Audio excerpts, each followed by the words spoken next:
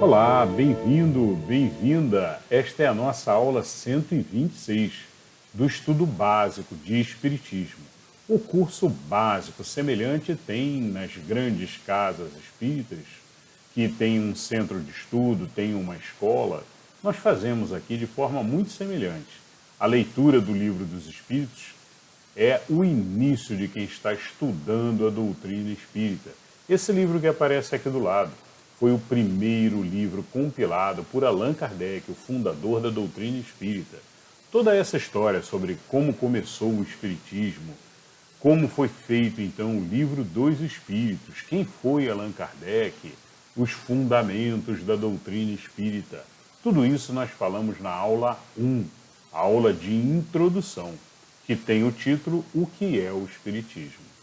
Bom, depois da aula 1 nós viemos na aula 2, aula 3, aula 4 e seguimos assim. Toda a aula nós lemos um conjunto de perguntas e um conjunto de respostas. Perguntas que Kardec fez e respostas que ele ia recebendo da espiritualidade. E aí montou-se então o Livro dos Espíritos. Seguimos o nosso estudo, então estamos na aula 126. Toda a aula fazemos também a leitura de um livro de abertura. É o nosso estudo de abertura da doutrina espírita, nosso momento Reforma Íntima. E estamos lendo o livro Caminho, Verdade e Vida. Esse maravilhoso livro que aparece aqui do lado do Livro dos Espíritos. Livro do Espírito Emmanuel, psicografado pelo Chico. Um maravilhoso livro com muitos ensinamentos, baseados todos na doutrina espírita. Bom, e aí fazemos então a leitura de uma página, a compreensão dos ensinamentos, para colocar em prática no nosso dia a dia. Bora lá então. Hoje, no Caminho, Verdade e Vida, vamos ler uma página com o título Mãos Limpas. E no Livro dos Espíritos, vamos dar continuidade no título Natureza das penas e gozos futuros, ou seja, no mundo espiritual. Quais são as penas, as penalizações dos espíritos e os prazeres, os gozos, a felicidade no mundo espiritual? São essas as perguntas que vamos ler hoje no Livro dos Espíritos. Desde já, deixe seu like, inscreva-se se não está inscrito e participe comentando e compartilhando. Bora lá! Muito bem, vamos agora então à leitura de hoje do Caminho, Verdade e Vida, que tem o título Mãos Limpas. E o Caminho, Verdade e Vida sempre inicia com um versículo. O versículo de hoje diz: E Deus, pelas mãos de Paulo, fazia maravilhas extraordinárias. Está em Atos, capítulo 19, versículo 11. E agora o texto de Emmanuel. O Evangelho não nos diz que Paulo de Tarso fazia maravilhas, mas que Deus operava maravilhas extraordinárias por intermédio das mãos dele. O Pai fará sempre o mesmo, utilizando todos os filhos que lhe apresentarem mãos limpas. Muitos espíritos, mais convencionalistas que propriamente religiosos, encontraram nessa notícia dos atos uma informação sobre determinados privilégios que tinham sido concedidos ao apóstolo. Antes de tudo, porém, é preciso saber que semelhante concessão não é exclusiva. A maioria dos crentes prefere fixar o Paulo santificado sem apreciar o trabalho militante. Quanto custou ao apóstolo a limpeza das mãos? Raros indagam relativamente a isso. Recordemos que o amigo da gentilidade foi rabino famoso em Jerusalém. Movimentara-se entre elevados encargos públicos, detivera dominadoras situações.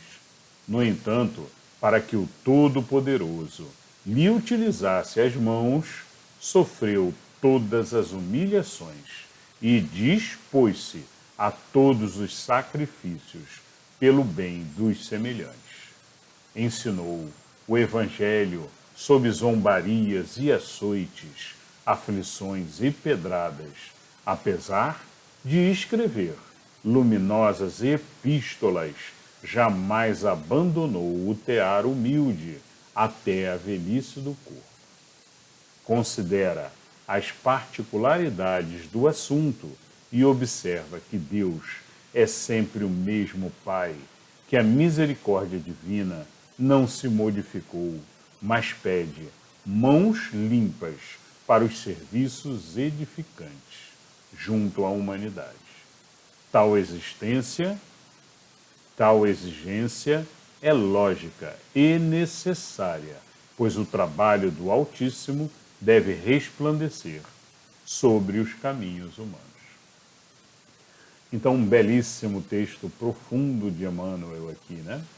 E vamos tirar agora os aprendizados aqui que Emmanuel nos passa. Talvez o principal aprendizado aqui é que Paulo estava trabalhando e sob a luz de Deus.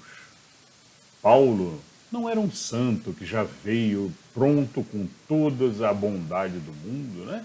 E já veio já preparado. Não, Paulo se preparou, teve que passar por uma reforma completa do seu ser. Teve que se humilhar, se colocar à disposição para o trabalho. E isso é fundamental, estarmos preparados interiormente, ou seja, se queremos ajudar, se queremos evoluir como seres, precisamos, em primeiro lugar, limpar as mãos. Limpar as mãos no sentido figurado significa preparar o nosso ser interior, estar sem nenhum tipo de vício, com o ego completamente reduzido, preparado para o trabalho do bem.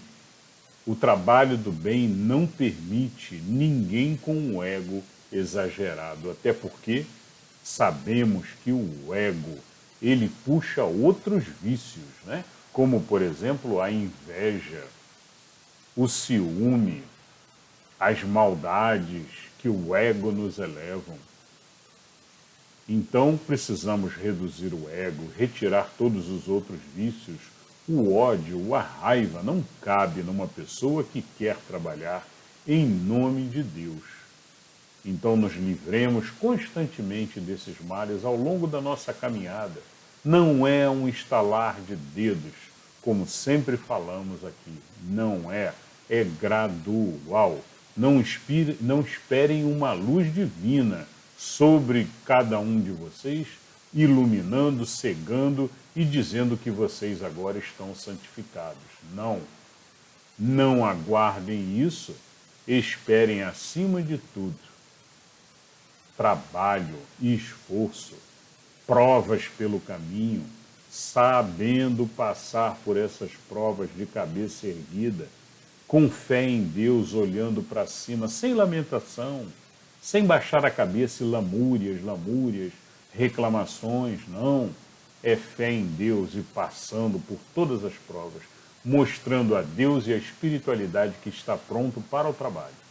E aí o trabalho divino vem, nos mostrando, nos direcionando, nos ajudando e encaminhando para que possamos trabalhar constantemente pelo bem.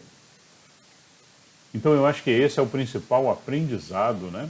De que precisamos estar nos limpando, limpando as nossas mãos, limpando-nos e deixando-nos prontos, preparados realmente, com uma boa vibração, para que os espíritos bondosos possam nos inspirar constantemente, estarmos com positividade.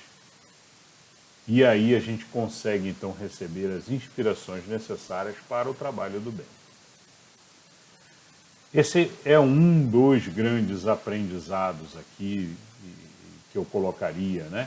Muito interessante ver Emmanuel comentando que Paulo foi, lembrando, né, que Paulo foi, então, um rabino, estudou durante anos com Gamaliel, que foi discípulo de Hilel, que era também um Tanaim, como Gamaliel também, né, Tanaíns famosos ali, da era um pouco antes de Jesus, né, mas que eram mestres, que andavam também formando rabinos constantemente na Galileia, na Judéia, e eles então divulgavam a Torá e os conceitos judaicos todos. E Paulo trouxe muita coisa enraizada então da Torá também, dos seus ensinamentos todos, porque o que há de bom a gente constantemente coleta, né? E consegue então utilizar os aprendizados, no caminho do bem sempre, né? Considera então, como diz Emmanuel no final, considera então as particularidades do assunto e observa que Deus é sempre o mesmo Pai para todos. Não existe um santo aqui ou um demônio ali que foi criado como santo e deve ser santificado, como diz aqui Emmanuel no texto, né, que alguns olham para Paulo e procuram ficar santificando, adorando ele, sem observar com a devida atenção no esforço de elevação que foi feito, para seguir o mesmo caminho de esforço de elevação e as mensagens que Paulo passou. Isso é o mais importante. É o mais importante que temos que observar e seguir para fazermos a nossa própria elevação, pois somos todos filhos de Deus e quando estivermos prontos, receberemos também a luz de Deus sobre nós, nos iluminando e nos orientando dos caminhos a tomarmos, conforme Paulo teve essa oportunidade. Então Emmanuel comenta no final, considera as partículas do assunto, as particularidades do assunto, os detalhes do assunto, e observa que Deus é sempre o mesmo Pai, que a misericórdia divina não se modificou, mas pede mãos limpas para os serviços edificantes junto à humanidade. Tal exigência é lógica e necessária, pois o trabalho do Altíssimo deve resplandecer sobre os caminhos humanos. Então, um belíssimo texto, uma finalização que deixa claro aqui para nós, né? Que temos que seguir o caminho do bem em retidão sempre em retidão, sem desviar, sem, hoje eu vou para a bagunça, hoje eu vou, amanhã eu volto para o caminho aqui da retidão. Não, mantenha o seu controle. Se você sai da retidão, você quebra todo o teu ambiente espiritual, toda a sua egrégora, toda a sua vibração muda completamente. Então a pessoa que está trabalhando pelo bem, seja uma pessoa que está numa casa espírita, um médium trabalhando, dando passos, ou qualquer outra pessoa que esteja em retidão no caminho do bem, tem que tomar muito cuidado para não desviar, porque quebra completamente a sua vibração e o seu ambiente. E aí tem todo um trabalho novamente de restauração, de oração, meditação, para que você consiga restabelecer aquela egrégora, aquela boa vibração ao seu redor. Muito bem, pessoal, então é isso, o aprendizado de hoje, mãos limpas constantemente. Vamos agora para a leitura dos Espíritos de hoje. O Livro dos Espíritos de hoje, estamos então, conforme mostra o quadrinho azul aqui do lado, estamos na parte 4ª, no finalzinho do Livro dos Espíritos. Estamos no capítulo 2. A parte 4ª ela tem capítulo 1 e capítulo 2. Já passamos pelo capítulo 1 em aulas anteriores. Estamos agora no capítulo 2, falando sobre penas e gozos futuros no mundo espiritual. O que tem de bom e de ruim no mundo espiritual? É isso que estamos falando. E o título de hoje que estamos lendo, conforme mostra aqui embaixo, dentro do capítulo 2 tem todos esses tópicos aqui embaixo. Nós já passamos pelos 3 primeiros. Estamos agora em natureza das penas e gozos futuros. a quantidade de itens é muito grande, a quantidade de perguntas que Kardec fez vai da 965 até a 982. Então são muitas questões, e aí dividimos. Essa é a terceira parte já é a terceira aula, e vamos finalizar nessa aula. Vamos da questão 977 até a questão 982, falando sobre a natureza das penas e gozos futuros. Bora lá então. Vamos para a questão 977 do livro dos Espíritos. Pergunta 977 de Kardec. Não podendo os espíritos ocultar reciprocamente os seus pensamentos e sendo conhecidos todos os atos da vida, deve-se a deduzir que o culpado está perpetuamente em presença da sua vítima? Resposta dos espíritos. Não, pode ser de outro modo, dilo o bom senso. Então Kardec está perguntando se, olha, uma vez que os pensamentos ficam, na espiritualidade, ficam conhecidos, né? E que ele também conhece todos os atos que ele fez, né? E a gente se lembra de tudo na espiritualidade, já falamos sobre isso em questões anteriores, né? Deve-se deduzir que o culpado está sempre junto da sua vítima. E aí os espíritos respondem, olha, não, pode ser de outro modo, não pode ser de outro modo, dilo o bom senso, né? Então os espíritos dizem, olha, não pode ser de outro modo, dilo o bom senso. E aí a questão A de Kardec, dentro da 977. Serão um castigo para o culpado essa divulgação de todos os nossos atos reprováveis e a presença constante dos que deles foram vítimas? E a resposta dos espíritos? Maior, castigo maior do que pensa, mas tão somente até que o culpado tenha expiado as suas faltas, quer como espírito, quer como homem, em novas existências corpóreas. Continuam os espíritos. Então os espíritos responderam, olha, sim, é grande esse castigo, né?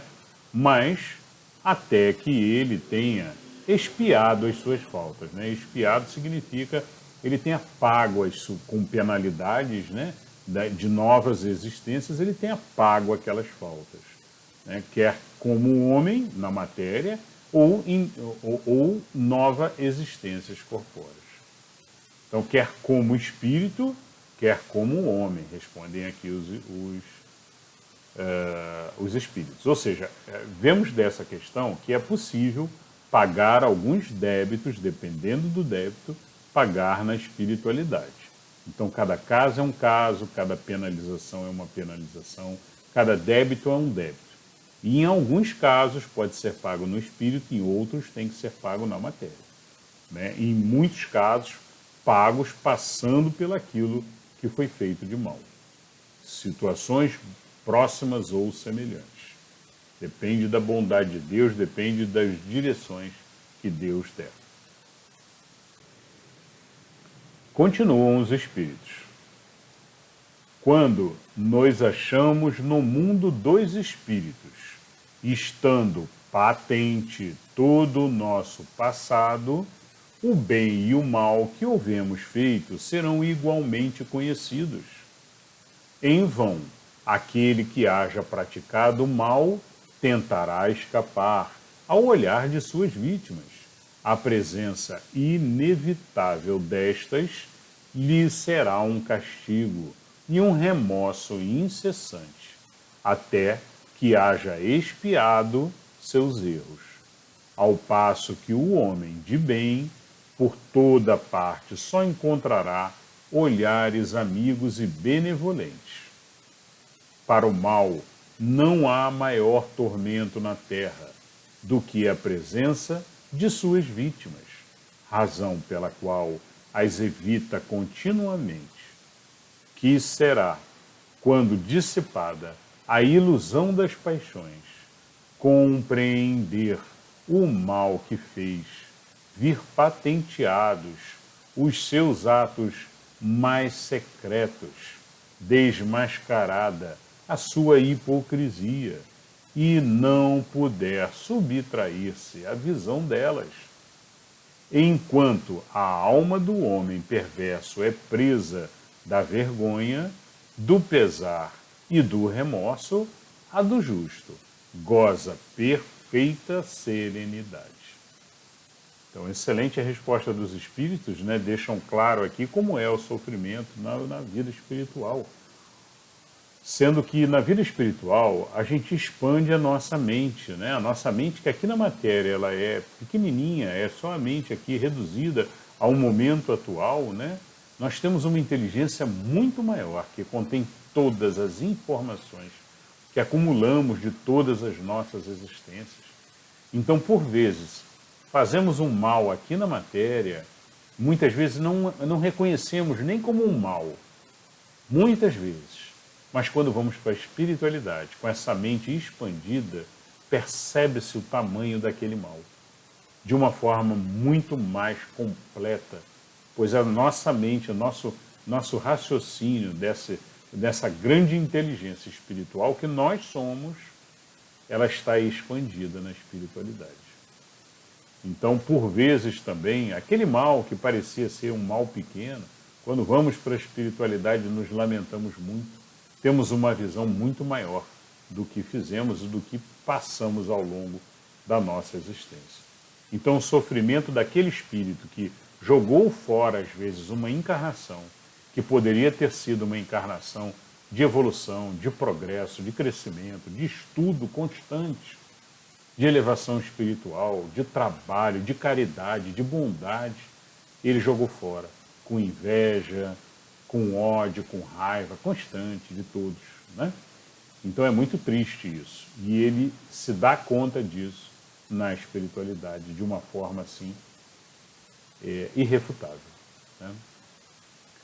Muito bem, essa foi a questão então 977. Vamos à questão agora 978. Pergunta de Kardec. A lembrança das faltas que a alma, quando imperfeita, tenha cometido, não lhe turba a felicidade, mesmo depois de se haver purificado?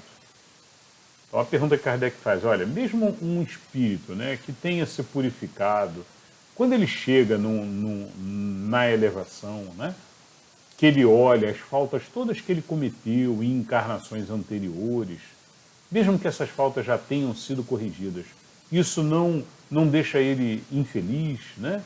Não turba a felicidade, como pergunta Kardec? E a resposta dos espíritos, não, porque ele resgatou estas faltas e saiu vitoriosa das provas a que se submetera para esse fim. Então essa é a resposta dos espíritos, né?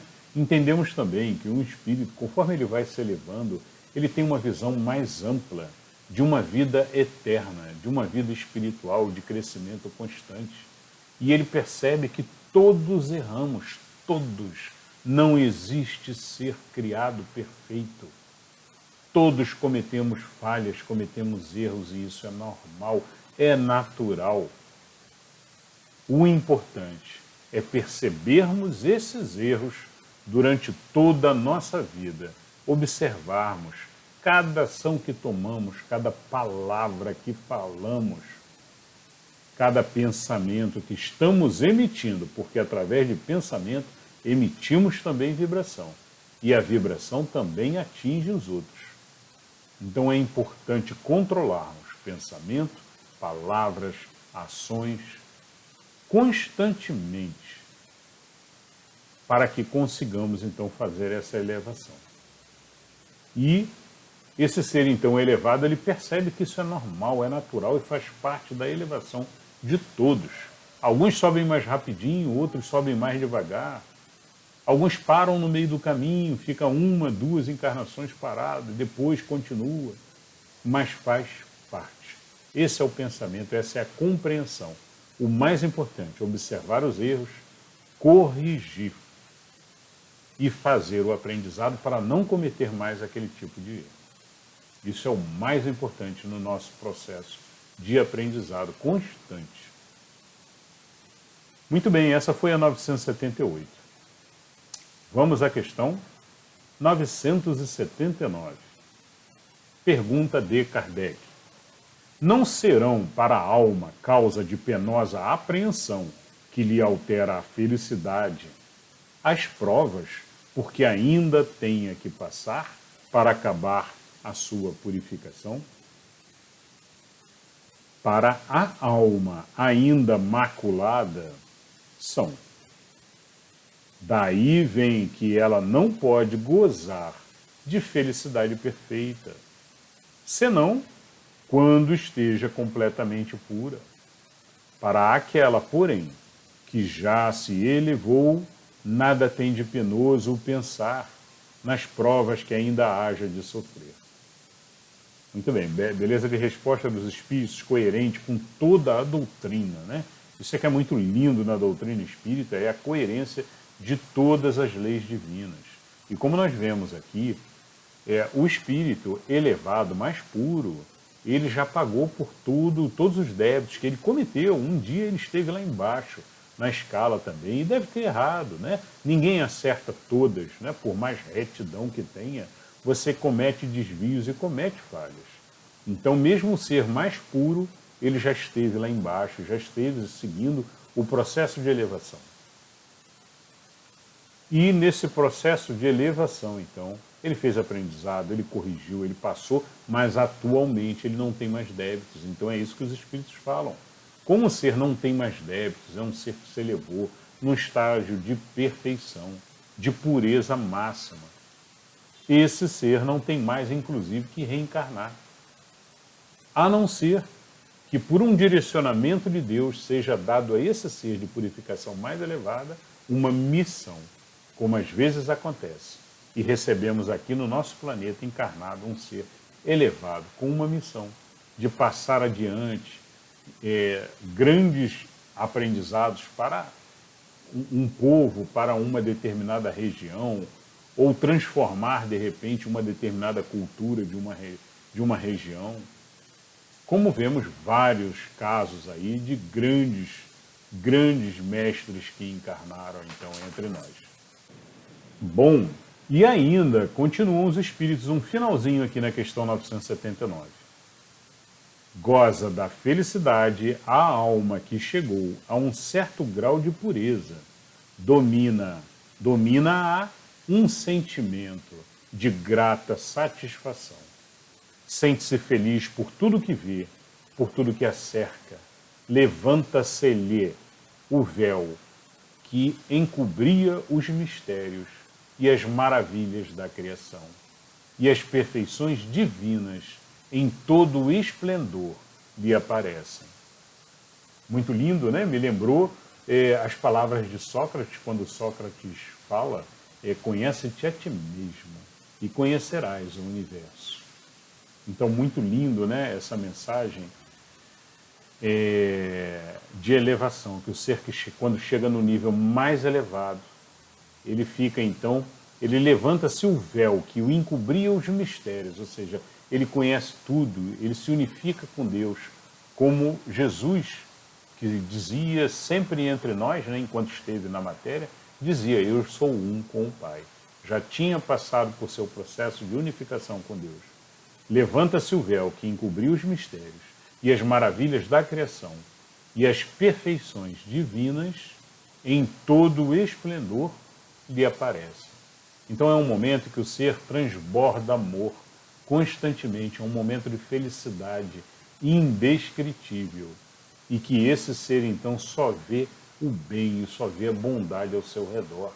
E em todas as coisas percebe a beleza da divindade agindo. Então isso torna tudo muito belo, né? Para esse ser. Ele vê, mesmo que ele veja um ser fazendo mal, ele compreende que aquilo faz parte do processo de evolução. E aquilo acaba sendo belo por perceber a luz de Deus e todas as leis de Deus agindo, controlando, direcionando, corrigindo, penalizando quando necessário. Muito bem, então essa foi a 979.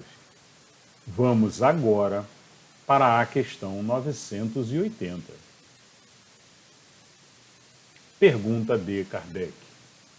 O laço de simpatia que une os espíritos da mesma ordem constitui para eles uma fonte de felicidade? Resposta dos espíritos. Bom, vale comentar que a gente já leu anteriormente que os espíritos simpáticos, ou seja, que estão na mesma vibração, podemos entender isso também, né? Sempre que a gente fala de laço de simpatia, é esse laço vibracional, são os espíritos que estão com os mesmos objetivos, com os mesmos pensamentos, com a mesma vibração em si, com a mesma sintonia, né? Podemos entender assim também. Espíritos bons vibram e sintonizam constantemente com o bem, falam de coisas boas e estão numa vibração. Mas esse bom, ele é relativo, existem níveis de elevação, né? E em cada nível existe uma sintonia com espíritos que se aproximam, porque estão naquela vibração, em mais ou menos os mesmos pensamentos.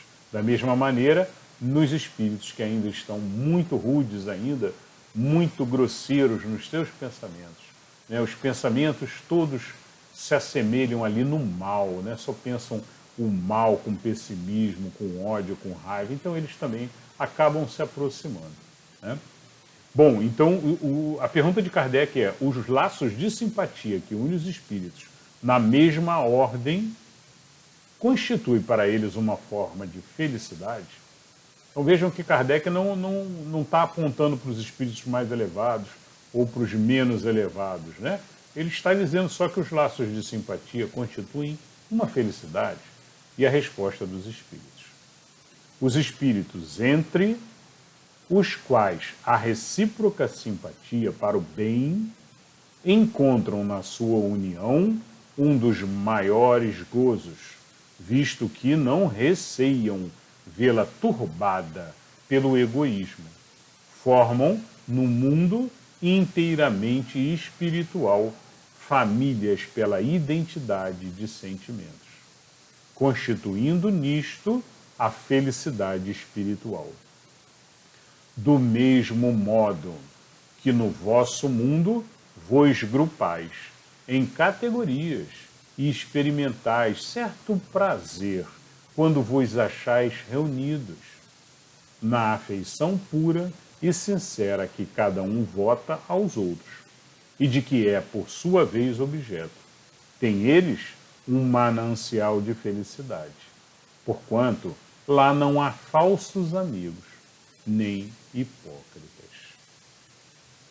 Muito bem, então, beleza de resposta dos espíritos, deixando claro que, apesar de haver também essa sintonia nos espíritos mais rudes, né, imperfeitos, podemos chamar assim também, como chamam os espíritos no nível de imperfeição ainda, também existe uma simpatia, uma aproximação, né, mas não existe a felicidade, porque existe discórdia. Apesar dessa união, eles constantemente discordam e emitem raiva um contra os outros. Então não há felicidade. Há desconfiança constante, apreensão e infelicidade. Continuam os espíritos. Das primícias dessa felicidade gozam o homem na terra, quando se lhe deparam almas com as quais pode confundir-se numa união pura e santa. Em uma vida mais purificada, inefável e ilimitado será esse gozo, pois aí ele só encontrará almas simpáticas que o egoísmo não tornará frias, porque na natureza tudo é amor, o egoísmo é que o mata. Que beleza essa resposta finalzinha, né? Muito bonito, muito... para a gente tirar realmente aprendizado desse trecho aqui, né? Vou repetir esse finalzinho. Porque na natureza, tudo é amor. O egoísmo é que mata o amor, que escurece o amor. Mas para a natureza é amor puro.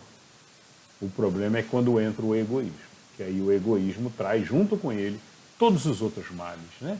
Traz a inveja, traz o ódio, a raiva, querendo ser então a sua separatividade. Muito bom. Beleza de resposta na questão 980. Vamos agora para a questão 981. Pergunta de Kardec. Com relação ao estado futuro do espírito, haverá diferença entre um que em vida teme a morte e outro que a encara com indiferença e mesmo com alegria.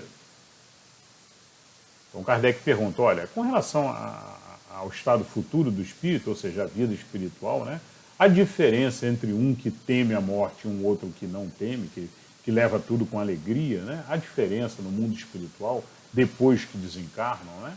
E aí os espíritos respondem, muito grande pode ser a diferença.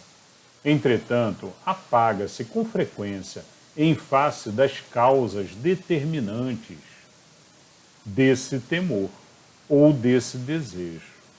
Quer a tema, quer a deseje, pode o homem ser propelido por sentimentos muito diversos, e são esses sentimentos que o influem no estado do espírito. É evidente, por exemplo, que naquele que deseja a morte, unicamente porque vê nela o termo de suas tribulações, há uma espécie de queixa contra a providência e contra as provas que lhe cumpre suportar. Muito bem, então os espíritos deixam claro aqui, né, essa diferença aí entre o ser que quer a morte, eu já estou cansado, eu quero morrer, né, e aquele que vê com alegria, né, e daquele outro que tem medo, né, não, eu tenho medo de morrer, constante, tudo, né. E eles deixam claro aqui que, olha, depende muito, depende das sensações e dos sentimentos, de fato, que levam a isso, né. Pode ser que aquele ser que esteja alegre, esteja levando a vida e não se importam em morrer, né? Não se importam em morrer, podem ser que eles tenham um sentimento de tranquilidade por estarem no caminho correto, por estarem em retidão no bem e têm certeza de que quando chegar a hora vai ter chegado. Pode ser que seja esse o sentimento, não seja um desejo de morte. Pode ser que não seja, né? Mas se for um desejo de morte, de ausência de entusiasmo pela vida, aí já é pior. Aí sim, aí é um ser que não tem medo de morte por desejar a morte. E aí é muito triste, aí é um ser que precisa rever realmente a sua espiritualidade, se elevar um pouquinho mais, achar o seu caminho de retidão, o seu entusiasmo divino, com oração constante. Seguindo aqui tudo que falamos constantemente aqui no canal, com elevação espiritual, trabalhando a sua positividade e etc. Então são situações diferentes, que não dá para avaliar e generalizar. Essa é a resposta dos espíritos aqui. Cada caso é um caso e tem que ser avaliado distintamente, de acordo com os sentimentos que cada um tiver com relação àquele desejo. Essa foi a 981. Vamos agora ler a 982. Pergunta de Kardec. Essa é a última pergunta de hoje, hein? Pergunta de Kardec. 982. Será necessário que professemos o Espiritismo e creiamos nas manifestações espíritas para termos assegurada a nossa sorte na vida futura? Essa é a pergunta de Kardec, né? Ou seja, precisamos falar e professar, então, o Espiritismo, né? E acreditar nas manifestações para que tenhamos, então, uma boa vida futura, uma boa vida espiritual? né? Será que aquele que não acredita no espiritismo, ele vai ter uma boa vida espiritual? É mais ou menos essa a pergunta de Kardec, né? Vamos ver a resposta dos espíritos. Se assim fosse, seguir-se-ia que estariam deserdados todos aqueles que não creem ou não tiveram ensejo de esclarecer-se, o que seria absurdo. Só o bem assegura a sorte futura. Ora, o bem é sempre o bem, qualquer que seja o caminho que o conduza. Então, olha que beleza de resposta. Uma resposta que não divide as religiões, né? Que, ao contrário, que une todas as religiões, não importa a sua religião, não importa os detalhes de como você acredita, o que importa é você estar na retidão do bem. Então, uma resposta linda de uma doutrina mais linda ainda, né? Que nos permite optar e selecionar qual a religião eu quero. Ou às vezes até, olha, eu acredito um pouquinho nessa religião, mas eu gosto muito dessa outra, de alguns detalhes dessa outra. O que importa é que a gente, juntando tudo, a gente constrói o nosso caminho de retidão do bem. Mas aí eu abro um parênteses. Seria muito bom para o espírito, quando ele desencarne, né, que ele compreenda o espiritismo. Ajuda muito, porque ele vai compreender melhor o processo de desencarne, o que ele está passando.